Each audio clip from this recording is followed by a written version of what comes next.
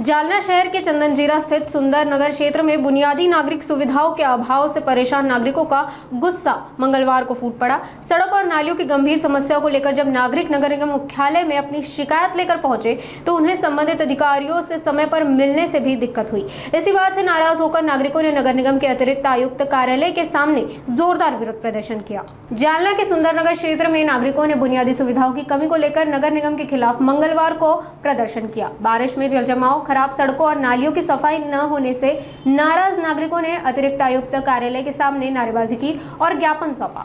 आयुक्त की अनुपस्थिति से नाराज लोगों ने जल्द समाधान की मांग की और चेतावनी दी कि अगर कार्रवाई नहीं हुई तो वे आगामी नगर निगम चुनाव का बहिष्कार करेंगे। आज रोजी आम्ही माननीय आयुक्त साहेब यांना चंदनजिऱ्यातील आमची संघटना, सामाजिक संघटना, सार्वजनिक सामाजिक संघटना व चंदनजिरावासी रहिवासी यांच्या मार्फत चंदनजिऱ्याच्या समस्या आहे याबद्दल आम्ही यांना आयुक्त साहेबांनी निवेदन दिलं आहे।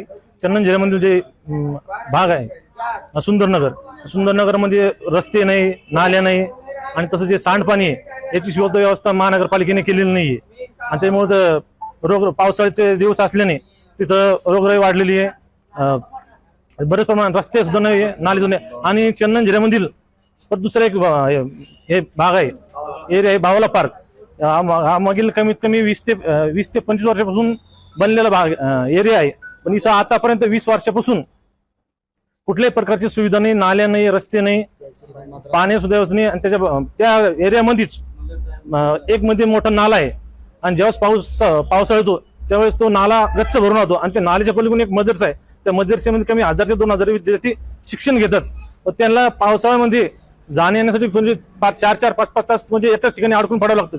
अशा बऱ्याच समस्या आहे आणि चंदनजिऱ्याचे नगरसेवक आहे, चंदनजिरा स्थानिकचे नगरसेवक आहे, यांनी बावला पार्क या भागामध्ये मागच्या 20 ते 25 वर्षामध्ये कुठल्याही प्रकारची सुविधा दिलेली नाही, कुठल्याही प्रकारचे रस्ता नाही, नाल्या नाही आणि कुठल्याही म्हणजे तिथं त्या एरियामध्ये कुठलीही घंटा गाडी येत नाही, कचरा सुद्धा साफ केला नाही आणि खूप दुर्गंधी पसरली आणि रोगराई पसरली आहे। आणि आता त्यांना आम्ही मॅडमला आम्ही निवेदन दिलेलं आहे। त्यांनी सांगितलं जे ज्यांचे विभाग आहे त्यांना आम्ही इंटिमेशन देतो आणि आपली जी समस्या आहे ते आम्ही तुमच्या लवकर पूर्ण करू सांगितलं। यानंतर बी महानगरपालिकेने जर आमच्या जे समस्या आहे, रोड, रस्ते, नाले आणि त्याच्यानंतर बी चंदनजिऱ्यामध्ये लाईटची व्यवस्था नाहीये, रात्रीच्या वेळेस दिसत नाही, रात्री अपघाताचे प्रमाण वाढलेले आहे आणि चंदनजिरा मुख्य रस्ता आहे, त्या मुख्य रस्त्यामध्ये सुद्धा रस्ता झाल्यानंतर मध्ये खांब आहे, ते खांब काढलेलं नाहीये, त्याच्याकरता आम्ही त्यांना सांगितलेलं आहे। इतकं करून सुद्धा त्यांनी जर आमच्या निवेदनाचा विचार न केला तर आम्ही यानंतर महानगरपालिकेसमोर उपोषण करू, तीव्र आंदोलन करू आणि चंदनजिऱ्यामध्ये जे येणारं इलेक्शन आहे महानगरपालिकेचं याचा निषेध करून आम्ही या याच्यावर बहिष्कार सुद्धा टाकू। आम्ही आमच्या जर मागण्या 1 ते 2 ते 3 महिन्यांमध्ये पूर्ण न झाल्यास